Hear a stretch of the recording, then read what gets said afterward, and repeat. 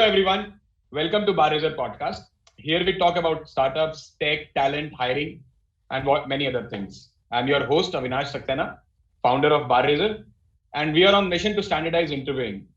At the end of it, we want to help companies hire the best talent and candidates, help them land the job they aspire for. So today we have a very special guest with us. He is a very old friend of mine. He is a tech leader, angel investor, and very successful entrepreneur as well. Meet Jagmal Singh, who is CTO of Janio Asia. It's a Singapore-based logistics software company, and he's here to discuss with us how how tech is changing in this world, how hiring is changing, and what makes how to make these things better.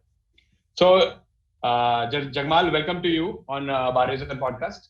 Hello. Thank you. Yeah, I just want to correct. I'm not a very old person. I just happen to be an old friend. Yeah, absolutely. So, before we start our conversation, it'd be great if you can introduce yourself to BarRaiser audience and something about what you're doing at Janio Asia and what you have done otherwise as well. Sure. So, hi everyone. My name is Jagmal, and as Avinash said, we are quite old and old-time friends both. We've known each other for I think close to 18-19 years now. Right now, I am working with Janio Asia. At Janio Asia, we are we're building the network and the infrastructure for the logistics. What it means is that Southeast Asia as a geography is very fragmented, many different countries, and then within countries also it's quite fragmented. It has many local logistics players and has its own issues due to the geography and other reasons. We are building a network of all of these players, small and big, across the region, and then a common layer or tech layer to actually be able to talk to anybody and move parcels from A to B in the most efficient manner. Efficiency can be cost or your SLAs. So that's Janio Asia. I lead the product and technology teams there. Prior to this, I was working with Paisabazaar, which is part of the Policybazaar group, and many of you in India may know Paisabazaar. And before that, I was with Cardeco, and so I have one part where I work with internet startups, growth stage to unicorn startups, and then prior to joining Cardeco, I had my own startup that got acquired by Cardeco, and that's how I reached Cardeco. So I'd spent some time being an entrepreneur, and long back, I worked with a hedge fund, an MNC based out of India and US. So that's brief of my career so far. Mostly, luckily happened to stay on the tech side of things, because when we graduated, I think the banks used to be the top hirers, or at least a lot of best talent during that time actually went into investment banking. Yeah. Okay. So Jagmal, having said that, just building onto it, I think we both have seen this, for now 10 years, I think, how startup ecosystem has evolved in India. Do you think, tech talent has changed from now to then? Any prominent changes, trends you see? Yeah, many trends. Before getting into serious, at least I can say about India. I think at least 10 years ago, if you were working in a startup, chances of you getting married would be very low, and no uncle or auntie would know what a startup is. But now even we didn't know. Yes, even we didn't know. True. I think forget about startup. We did not even what is venture capital? What is funding? Yeah. What is scale? Yeah. Even I think during just out of college, we didn't realize how big the internet could actually be. At least I did not. Absolutely. Smart enough. Right. So and the only thing that we knew was Google, Wikipedia, and all, because those help you get out of college. But yeah. So I think on a serious note, a lot has changed. An ecosystem in itself has matured a lot. I think the quality of products that are being built in India, that has improved a lot. the quality of tech talent that is coming in is much better, much more prepared, right? For example, during college time, I did not know what is a version control system, right? Which is like Absolutely. a very basic thing, right? Forget about other design patterns and also you would just be able to code some algorithms and maybe able to theoretically argue on a lot of stuff, but practical product building, we had no experience. Nowadays, I see people have GitHub accounts, they have HackerRank accounts, they obviously Stack Overflow also came in 2008. So yeah, so a lot has changed overall in the tech ecosystem.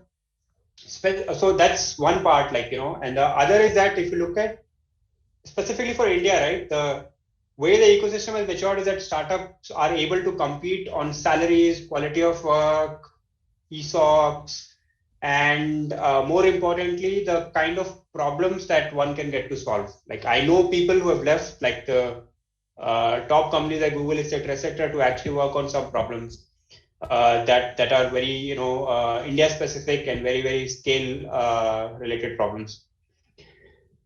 Now, I think that's the summary of it. Why it has happened is a big I think philosophical this thing. What do you think? Yeah, I think you are right. I think the whole system is maturing, and in a way, awareness is much higher in people coming in these days versus what we did in the college. People are much more aware. I know many people who even know how to value or not value ESOPs. Rather, most will not value ESOPs, but they know, like, and they also have opinion on, like, what tech stack, and they kind of are, many of them are actually, so the other thing, good thing that is happening is that the globalization is truly happening. Like you think of yourself as a global talent and competing against global products and global this thing. And second thing is people know what they need to do, how to prepare to be ready for the interview, right? And it does not matter which college you come from, right? And it slightly matters. Yeah, go ahead. No, it slightly matters because, like, it's a filtering criteria. So you at least any success that you have in life is always a filtering criteria. But more and more opportunities are open for people with talent, and there are ways for you to actually present yourself that is way stronger than just having a resume from college or a set pattern. Yeah, absolutely. I think BarRaiser is also based on the same philosophy, but I think we will get on that later. So I think we could not have imagined a company like BarRaiser starting 10 years back, right? Yeah, absolutely not. Yeah. Also, people are now, getting open to understanding that everything can't be done internally, in the best way, and we have to find right partners to do right things, and that is also one of the big changes. But we'll get that back on that later. I think AWS has taught us that. So. Yes, absolutely. In fact, if you remember, at initial times when cloud was coming in India, getting popular, people used to, don't believe in it, and they wanted to, build all databases, email servers, etc. internet. Yeah, I know what you're talking about. We happen to have a lot of infra on that, like at Passabazaar, and we had to move that. Yeah, it's because nobody and a lot of engineers used to think that, oh, this is very core and very important engineering part. How can I let it go, right? Yes. Yeah. So true. Now that you have worked in, India, Southeast Asia, companies as well, do you think what do you think? How Indian talent is, looked at globally? Can you put some light there? Yeah, sure. Obviously, I'm biased because I'm Indian, so I'll think that it's valued properly and it's valued well. But I think a few things that at least I feel, and I obviously it's very biased, and there's no, like, I can't generalize it. But since you've asked, I'll just share my opinions. So the way I see it is that so one, I'll try and compare how I think the US would be viewing Indian talent, etc. Because Valley or US has always been the, like, let's say, mecca of talent in that sense, right? Every techie actually at some point wanted to go there so they can actually work on high-end tech, etc. I personally think even because I know a lot of friends who are actually setting up India offices for startups based out of US. About 15 years back, 12 years back, it used to be mostly around cost saving, and then you would not pass the main product to India. But now it is flipped, and now it's actually they think of it as like being able to hire talent, obviously at some cost arbitrage, but not significant. So that is one. Southeast Asia, I think Indian tech talent should be thankful to Southeast Asia for recognizing Indian talent for the quality only. And I think the pioneer in that is Gojek, right? So a lot of Southeast Asian companies, like, in terms of internet evolution, I think that they're slightly behind India in terms of the whole curve, if you think of it that way. When they were starting out, because of lack of talent within the region, they looked to the closest, neighbors, and then India happened to be, I think, well placed because some startups had scaled and there were talent and all. And a lot of many, I think almost many of Southeast Asian companies actually have some setup in India and obviously Vietnam, etc. And a lot of Indians are there in the leadership position or senior position or good positions, right? So I think overall there is a lot more recognition for Indian talent in itself.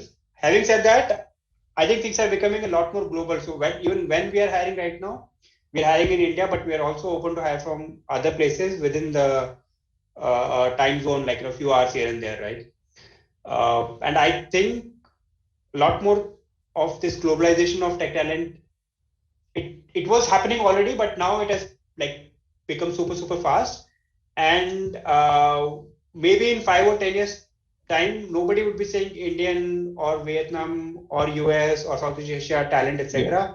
People would only talk in terms of tier of talent, like, are you like at what level you are, and then you build teams that kind of are according to that. And obviously, like, India is so big that there is like on the spectrum of quality, we have like, I think, almost all shades. Yeah. So you think from 100x to minus 100x engineers. Do you think in some areas that we may be doing, because of scale in India, that we may be doing better than many of the products? Absolutely. I think payment infra in India is something that is, I think, world class. I don't know China much, so I think China may be slightly ahead on some things, but payment, messaging, even like you'll be surprised to know that the 4G speeds in India are probably better than what you get in Singapore. Not. And even the things like food delivery, the experience, because I think Indian startup ecosystem actually took a couple of big leaps, like 2G to 4G, directly to mobile. There was no desktop experience that evolved, like it was shitty desktop experience to awesome mobile experience, right? And the constraints that are being put, right? They force you to actually build products that work in different languages, different internet availability, and audience is very, very demanding.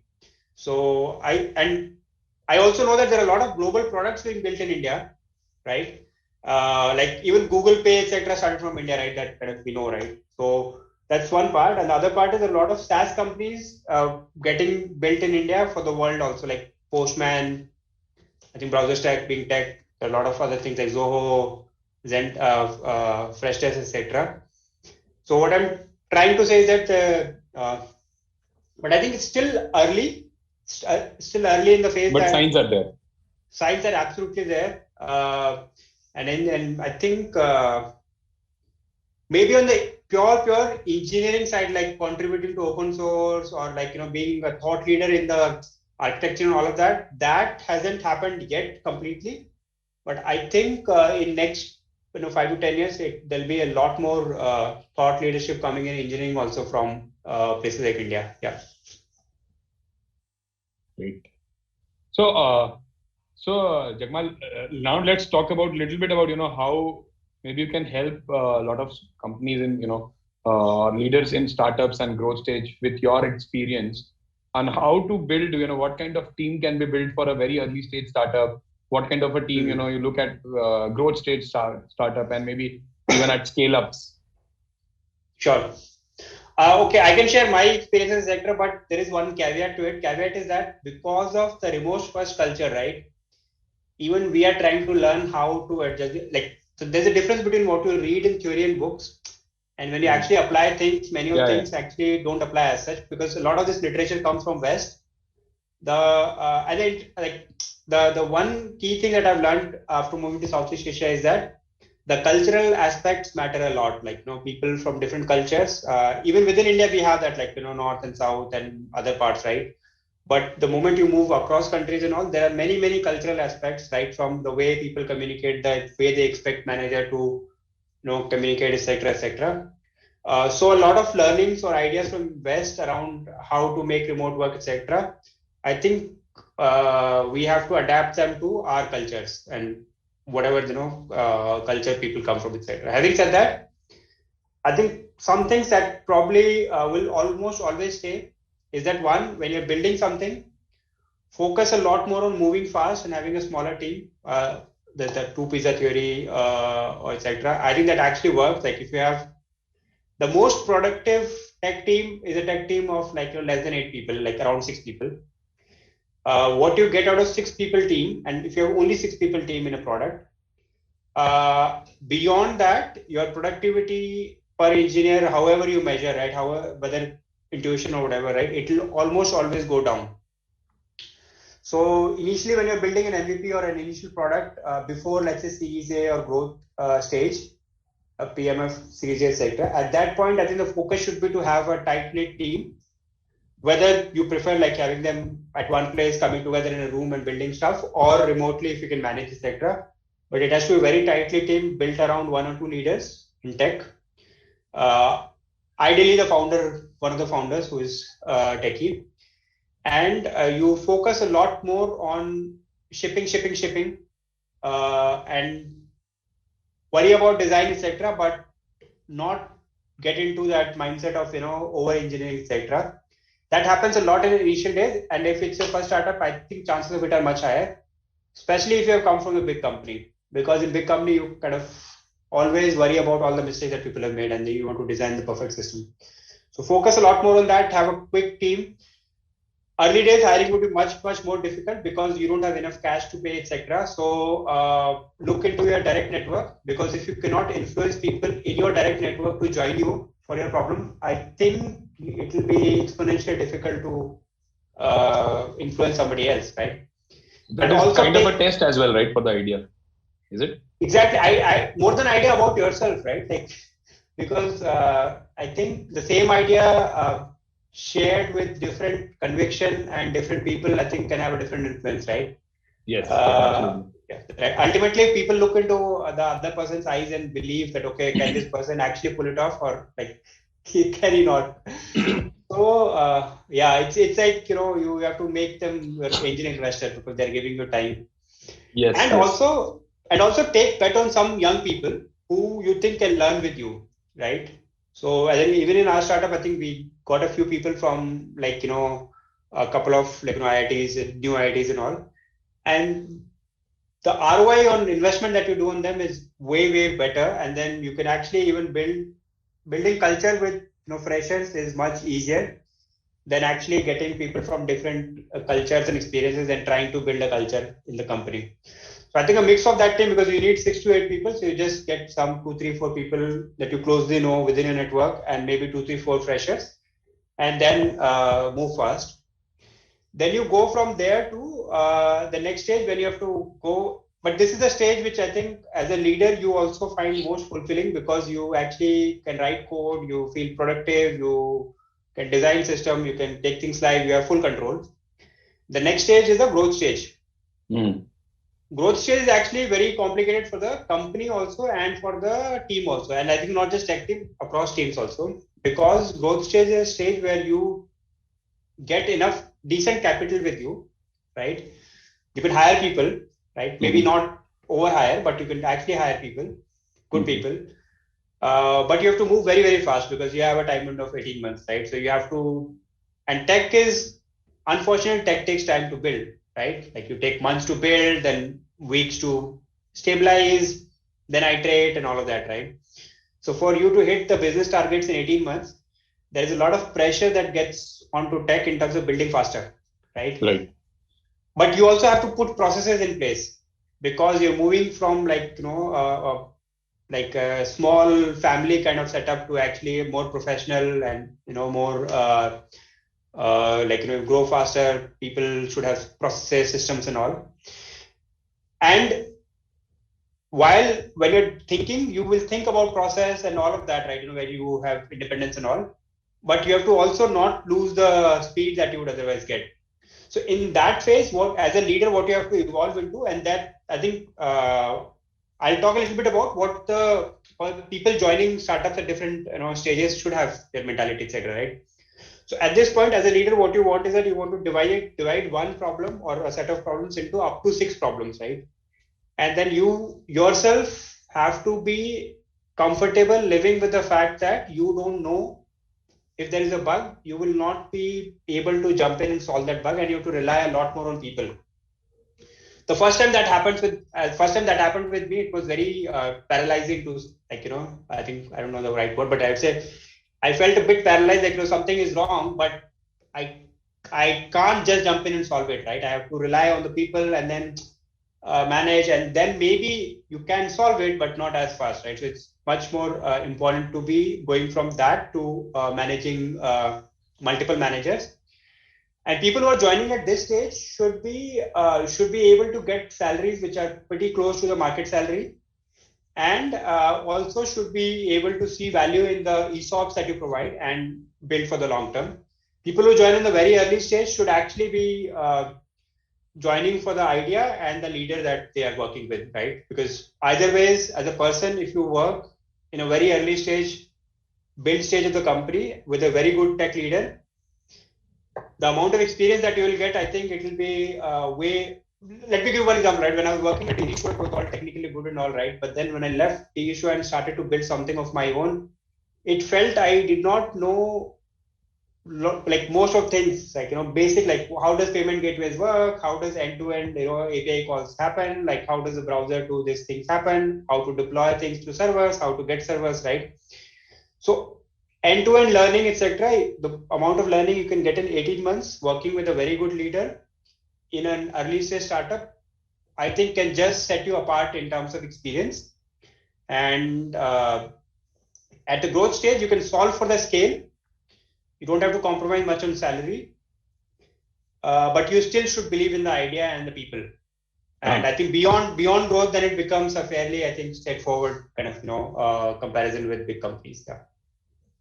I think that is how leaders should also put their value of joining their team as well, right? Actually, one more thing happens, right, in the growth stage. I think that I've realized through hardware is that we are wired to actually do everything in-house, especially the team and tech team. Like we kind of want to control everything. Yes, right? yes. But since there is so much pressure to grow very fast and hire very fast, but you want to have very high bar of hiring and everybody is competing, but you still have to deliver, right?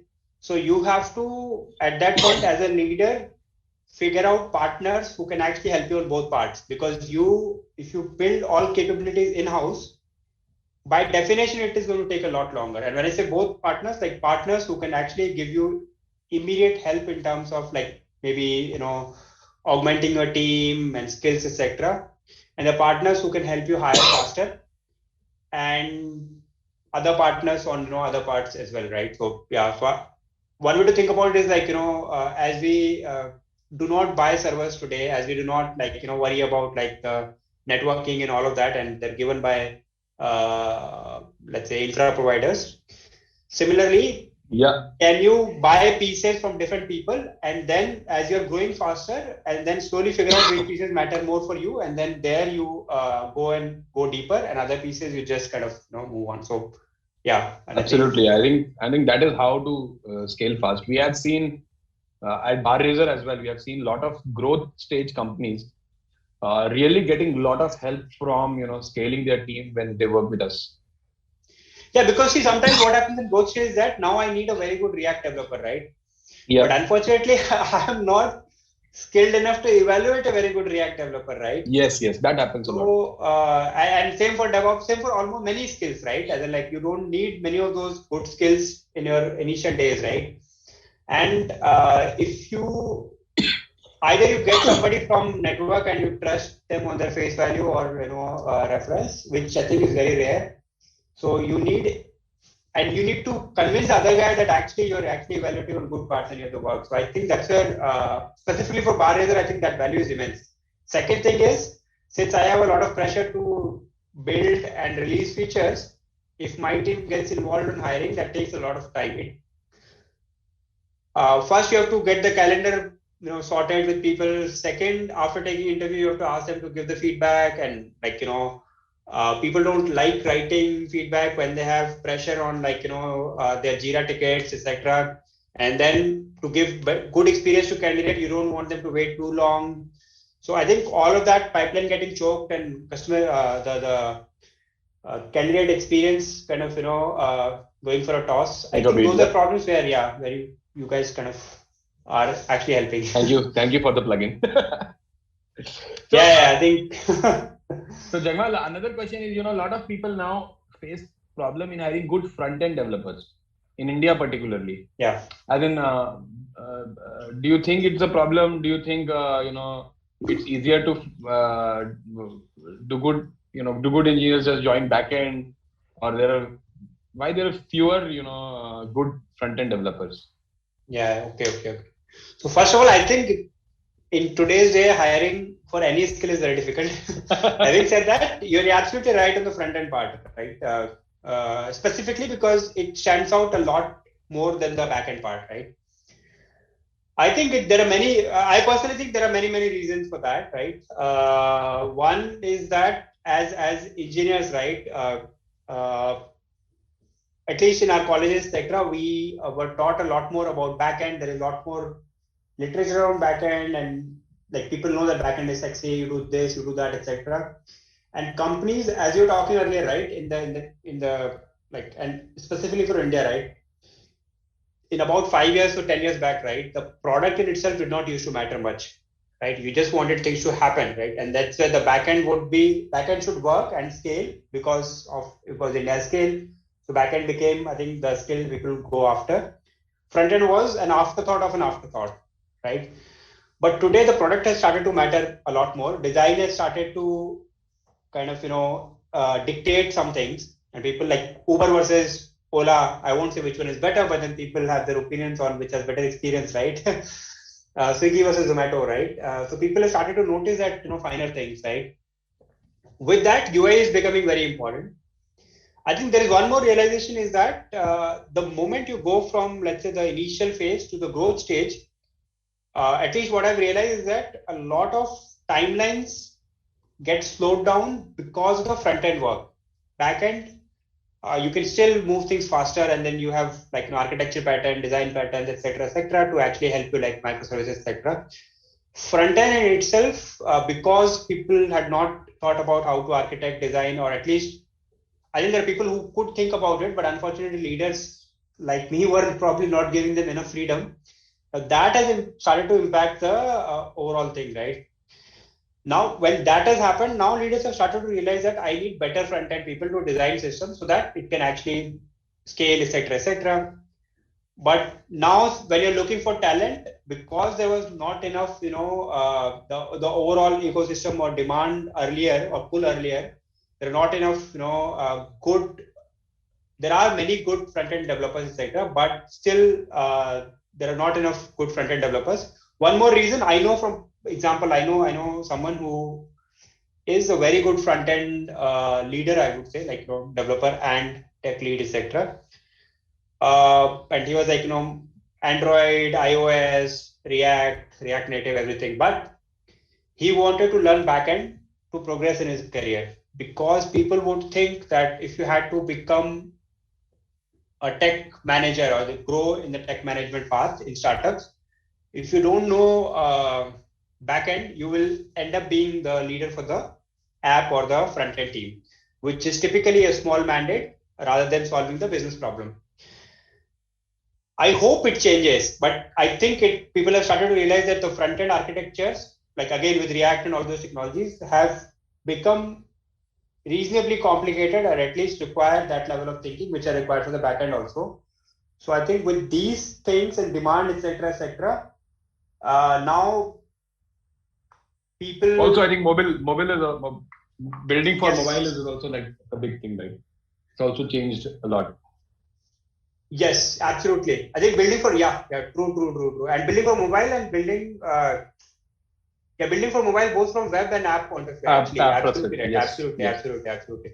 And now what people have started to understand is that a lot of patterns that if you apply on the front end side, you can actually also leave the back end because a lot of those patterns are similar, right? So I think the demand, that's why the way I see it is that there's a demand supply gap. People have started to realize that, earlier they would think, oh, let's get a few more front-end developers, right? Like back-end developers earlier, right? Now they realize that getting more front-end developers is only going to make your code messy. So you need better front-end developers. And that demand will probably push people to not worry about their career paths. As people used to earlier worry about being an individual contributor, do I have a cap on how much I can grow, right? On the backend side also, right? But at least the big companies have sorted that out in terms of structure. So there is an example that if you want to be individual contributor, you can still grow a lot in your career in terms of money and all of problems, etc. You don't have to become a manager if you don't like being a manager. Similarly, I hope, and I think I'm quite convinced that people will realize that you don't have to become a backend developer to move in your career. Great. So I think one important thing is now, I think, as you said, things are getting very global and people from the companies from US, Europe, etc. Everyone is hiring for Indian talent, right? Particularly, now that remote working is there and it has multiplied many folds. I would say it doesn't matter you're Indian or absolutely. As long as you can speak English, I think almost everybody is looking to hire. Isn't this a challenge for Indian startups as in their competition increased? Absolutely. Actually, I think nobody knows what to do. Actually, having said that, I think we can obviously always do it, but that's what we learn. So I think it is going to be a challenge. Indian startups have 10 years ago, right? Startups were not ready to pay even if they had money on the engineering side, right? They would not get ready to pay or get the talent thinking, oh, this is my cost item, right? I don't want to increase my cost item, right? Why do I hire and pay so much money, right? Now they changed they adapted because it could become, a way to compete, etc. So I think it will happen and people will. And money is not going to be the only motivator, right? Because otherwise, if money is going to be the only motivator, you can never hire, right? People would never leave Google, right? People would never leave Facebook, right? But we know friends who actually are not happy working with Google. But there are many people who are very happy, but then there are people who are not happy with Google or Facebook, etc. also, right? Which means as long as you can actually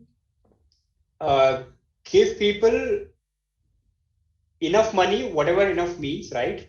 And then also clarity on what could be the upside and better culture or shot at solving a problem in a culture that they feel good about, I think we'll still hire people.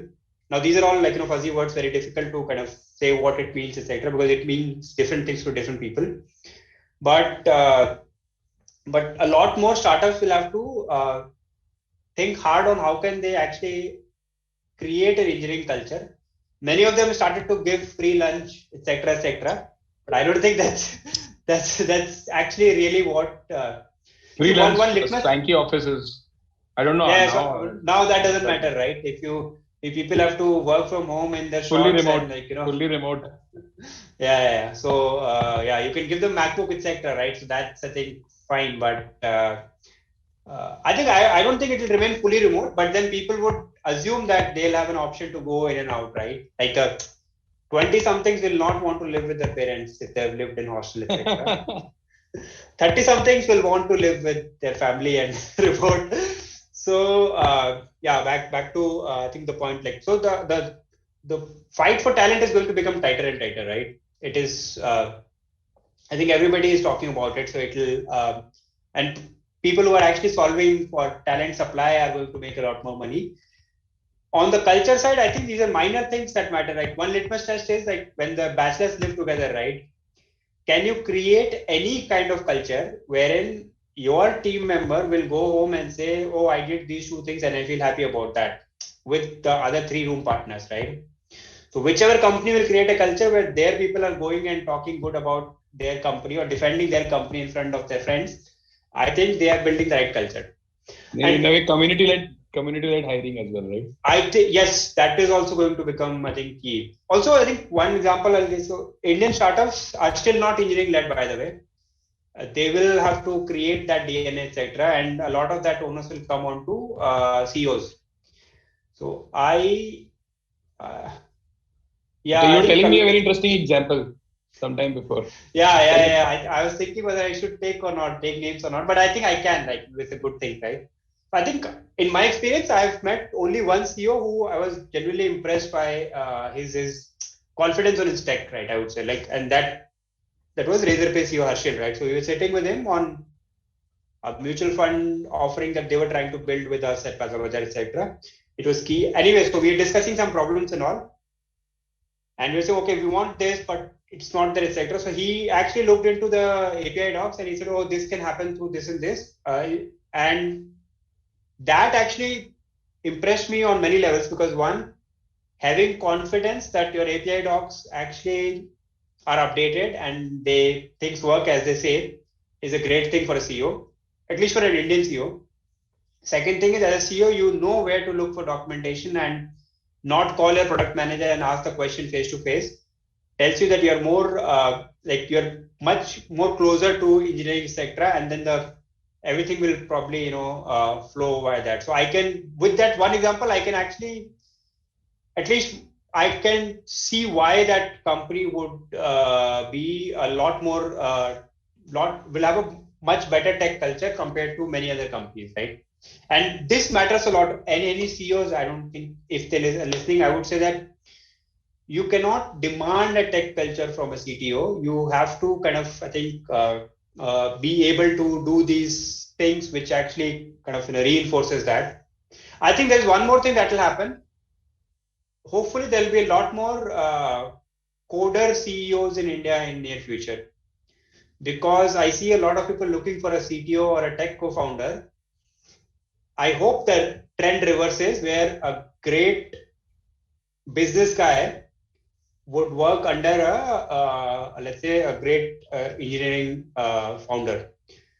It's happening. I think a lot of CEOs are coming in from the product background, which is a great thing. Like, it used to be sales only driven. Now I think product driven CEOs are there. I think in sometimes, I think that's like US, we'll also have a lot more engineering or the coding CEOs. Yeah. Great. Hopefully, like BarRaiser. Like BarRaiser. So, Jagmal, before we end our conversation, we have planned a small rapid fire with you, we'll just throw some questions. You have to answer very quickly. No tricky questions. Yeah, no tricky questions. So, your career so far? This can't be answered very quickly, man. Like, what has it been my career so far? Actually, I haven't thought of it as a career at all. Like, I don't have the DNA of career building. I think just like problem solving, finding people, finding roles, etc. Yeah, very interesting. Yeah. So, and that motivation for work goes similarly, right? Yes, it goes similarly. I think for me, the biggest motivator is like the people I work with, right, or interact a lot with, my team, and also the peers and all of that, right? Yeah, I think that those people matter a lot more. If I can trust them, trust again, is something you can't define. But if I can trust them, then I think everything else kind of becomes secondary. Your hobbies? I'm working in a startup. I have 2 kids. So no time for hobby. Yeah. So you have 2 kids, right? Yes. I have a daughter and a son. Yeah. Biggest challenge? Biggest challenge in like work or personal side? As you wish. I think biggest challenge I think is basically remaining relevant in wherever you are, like work and career and all. Good part is that we are in tech, so we'll hopefully remain employable, or we'll be able to build businesses for quite some time. So yeah. You never know, yeah. You never know with the advances in data No, I science. think the basics haven't changed. Actually, one thing that I've realized is that if any junior is joining and then learning, etc., right, is that one advice that I can give is that as Jeff Bezos says, look at things that never change, right, and then build accordingly, right? In tech, a few things never change or are changing very, very, very slowly. The fundamentals of the server and the client side interactions, right? How packets go, come, right? What happens, etc., right? What to do with this? Those things haven't changed, right? It's just that you've added layers to simplify, etc., right? Knowing how the internet works, right? How the packet goes, DNS resolution, TCP, etc. Those things haven't changed, right? So if you know those, and then even the browser, right? How the browser works hasn't changed fundamentally. If you know how the browser works, it is very easy for you to actually build a mental model of how the mobile app will work, right? So I think similarly, if you know on the backend how does a request translate into this, what does session mean, right? Those things haven't fundamentally changed, and I don't think they're going to change ever, right? So yeah, so I think at least I know enough of those that probably I think I can remain employable for 30 years. Yeah. One book that you have really liked or which has changed your way of thinking. Actually, okay, yeah. So I think one book that I'll say is that there's a book called Getting to Yes. Okay. It's around the fundamental concept that I think changed the way I used to think is that the core argument is that any negotiation in general, when we don't come from native English speaking kind of background, right? We think of it as a negative word, right? But what it teaches is that almost every relationship and most of our interactions are about negotiations, right? And you have to understand the interest of the other party, other stakeholders, and you have to understand who are the stakeholders and interests, and then you would be able to, I think, navigate better in life in general. So I think that applies to almost any conflict situation. If you can actually take a step back and think about it, I think it has helped a lot in my. I used to be otherwise very headstrong. I think I'm still a bit headstrong, but have changed a lot. Yeah. Favorite TV show? Favorite TV show? Game of Thrones. My friends, maybe. Yeah. Game of Thrones. Yeah. One trait that wins you in an interview. I think from the candidate point of view, right? Candidate, yes. Yeah. When you are interviewing a candidate. Yeah. So I think honesty and the ability to explain things in simple language. Like we can talk about jazzy words and all, right? But if you can simply put, okay, this happens. That's what I know. I don't know what happens. If anybody can explain in simple language what he or she is doing, I think that's a great thing to have. And obviously, honesty and humility come with explaining. If you're not humble, you'll not be able to explain things in simple way. You'll always try to make it sound more interesting than it is. Any red flags you see in an interview? Buzzwords. Buzzwords per second, or there's a term like that, buzzwords per minute, right?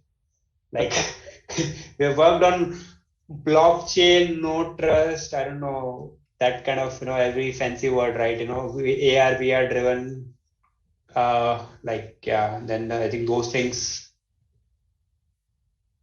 And what's your favorite slogan? We all know it, but that one, I think I could have guessed. Yeah, it has to be, I think, Jagmal. But Jai Hind, actually. Jai Hind, I'll say. Okay, great. Thank you, Jagmal. Thank you for joining us today. It was a great, I spent a great time talking with you, discussing so many things about tech, hiring, startups. Thank you. If you have anything, happy to, No. Thank you very much for having me. I think the only awkward part of this whole conversation was that we had to talk in English. Whatever we know. whatever we know and otherwise, I think it was fun. Yeah. Great. Okay, man. Thank you. So guys, we will be back soon with a new episode and another guest and with me. So please take care. Be safe. Thank you. Bye bye.